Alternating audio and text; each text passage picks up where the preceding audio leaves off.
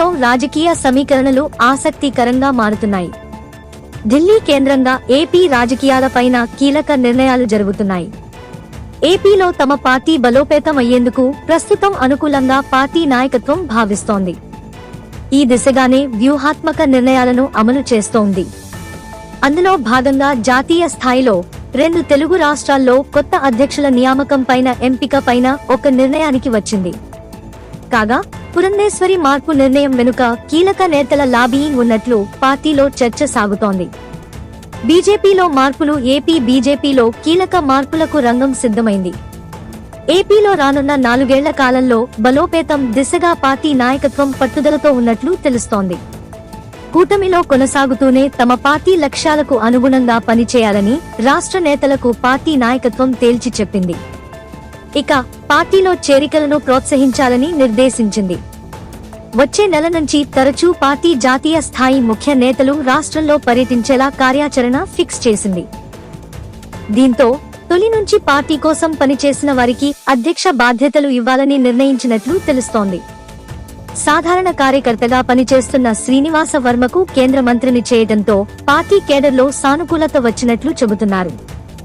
దీంతో పార్టీ అధ్యక్షుడిగాను అదే తరహాలో ఎంపిక చేయాలని భావిస్తున్నారు. ఇందుకోసం జగన్ సొంత నియోజకవర్గానికి చెందిన నేత పేరు ప్రచారంలో ఉంది.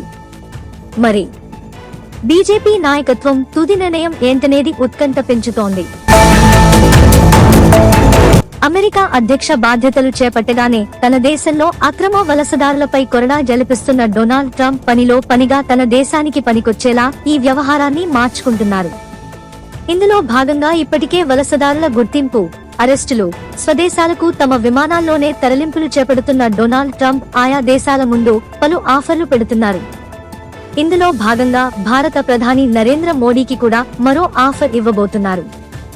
ఈ మేరకు సంకేతాలు కూడా ఇచ్చేశారు. గతేడాది జూన్లో వెలువడిన లెక్కల ప్రకారం భారత్ నుంచి అమెరికాలో నివసిస్తున్న వలసదారుల సంఖ్య 54 లక్షలుగా తేలింది. వీరిలో అక్రమ వలసదారులు కూడా ఉన్నారు. వీరి సంఖ్య ఎంతో నిర్దిష్టంగా తేల్చేందుకు ట్రంప్ సర్కార్ ప్రయత్నిస్తోంది. అదే సమయంలో మిగతా దేశాల వలసల తరహాలోనే మన దేశం నుంచి వెళ్లి అక్రమంగా అమెరికాలో పాగా వేసిన వారిని కూడా తరిమేసేందుకు ట్రంప్ సర్కార్ ప్రయత్నాలు ప్రారంభించింది. అయితే వీరిని నిర్ధారించేందుకు అమెరికా ప్రభుత్వం అనుసరించే ప్రామాణికాలను ఇప్పటివరకు వెల్లడించలేదు. అయితే భారత్ నుంచి అమెరికా వచ్చి అక్రమంగా వలసదారులుగా ఉన్న వారిని బహిష్కరించడం ఖాయమన్న సంకేతాలను మాత్రం ట్రంప్ సర్కార్ ఇచ్చేసింది.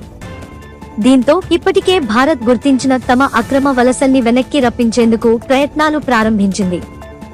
ఇందులో భాగంగా తొలి విడతలో 18,000 మందిని వెనక్కి తెస్తామని విదేశాంగ మంత్రి జయశంకర్ ఇప్పటికే ప్రకటించారు. ఈ మేరకు అమెరికా ప్రభుత్వానికి సమాచారం కూడా ఇచ్చినట్లు తెలుస్తోంది. వీరితో పాటు ఇంకెందరిని వెనక్కి పిలిపించాలనే అంశంలో కసరత్తు జరుగుతోంది. ఇలాంటి సమయంలో ప్రధాని మోడీకి అమెరికా అధ్యక్షుడు డొనాల్డ్ ట్రంప్ తాజాగా ఫోన్ కాల్ చేశారు. ఇందులో మీ అక్రమ వలసలను వెనక్కి పిలిపిస్తారా లేక మమ్మల్నే తరిమేయమంటారా అంటూ ప్రశ్నించినట్లు తెలుస్తోంది. దీంతో ప్రధాని మోడీ ఈ వ్యవహారంపై అమెరికా వచ్చి చర్చిస్తానని ట్రంప్ కు చెప్పారు. దీంతో వైట్ హౌస్ ఇదే విషయాన్ని బహిరంగంగానే చెప్పేసింది. భారత ప్రధాని మోడీ ఫిబ్రవరిలో అమెరికా వచ్చి ట్రంప్ తో భేటీ అవుతారని వెల్లడించింది. అలాగే మోడీకి ట్రంప్ పెట్టిన షరతుపై కూడా సంకేతాలు ఇచ్చేసింది. అమెరికా రక్షణ సామాగ్రిని ఇప్పటికే భారీగా కొనుగోలు చేస్తున్న భారత్ ఇప్పుడు ట్రంప్ షరతుతో దాన్ని మరింత పెంచాల్సిన పరిస్థితి ఎదురు కాబోతోంది. ఈ మేరకు తమ రక్షణ సామాగ్రి కొనుగోళ్లతో భారతీయ వలసల బహిష్కరణకు ట్రంప్ లింక్ చేస్తున్నట్లు తెలుస్తోంది. ఫిబ్రవరిలో మోడీ ట్రంప్ చర్చల్లో దీనిపై ఫుల్ క్లారిటీ రానుంది. వీరిద్దరి చర్చల తర్వాత అమెరికా రక్షణ సామాగ్రి కొనుగోళ్లపై భారత్ నుంచి వచ్చే ప్రకటనను బట్టి వలసలపై నిర్ణయం తీసుకోవాలని ట్రంప్ భావిస్తున్నట్లు సమాచారం. మరి భారత్ తమ వలసల కోసం అమెరికా రక్షణ సామాగ్రి కొనుగోళ్లకు గ్రీన్ సిగ్నల్ ఇస్తుందా లేదా తెలియాలంటే మరికొన్ని రోజులు ఆగాల్సిందే. ఆంధ్రప్రదేశ్లో వాట్సాప్ సేవలను మంత్రి నారా లోకేష్ ప్రారంభించారు. ఇక నుంచి ప్రభుత్వ ధృవపత్రాలన్నీ వాట్సాప్ ద్వారానే ప్రజలకు అందేలా చర్యలు తీసుకుంటామని చెప్పారు. ఈ సందర్భంగా వాట్సాప్ సేవల కోసం నెంబర్ను విడుదల చేశారు మంత్రి లోకేష్. వాట్సాప్ గవర్నెన్స్ కోసం నంబర్ 9552300009ను అనౌన్స్ చేశారాయన. దేశంలోనే తొలిసారి వాట్సాప్ గవర్నెన్స్ ద్వారా పౌర సేవలు అందించనుంది ఏపీ సర్కార్. మొదటి విడతలో 161 సేవలను వాట్సాప్ ద్వారా అందించనున్నారు. ఈ తొలి విడతలో దేవాదాయ, విద్యుత్ శాఖ, ఆర్టీసీ, రెవెన్యూ, అన్నా క్యాంటీన్, సీఎంఆర్ఎఫ్, మున్సిపల్ శాఖలలోని సేవలు అందిస్తారు. సర్టిఫికెట్ల కోసం ప్రజలు ప్రభుత్వ కార్యాలయాల చుట్టూ తిరిగే విధానానికి స్వస్తి పలకాలని ఆంధ్రప్రదేశ్ ప్రభుత్వం నిర్ణయించింది. పౌరుల సమాచారం సైబర్ నేరగాళ్లకు చిక్కకుండా ఫోరెన్సిక్, సైబర్ సెక్యూరిటీ ఇవ్వాలని సీఎం ఆదేశించారు. వాట్సాప్ ద్వారా పౌర సేవలు అందించేందుకు 2024 అక్టోబరు 22న మెటా సంస్థతో ప్రభుత్వం ఒప్పందం చేసుకుంది.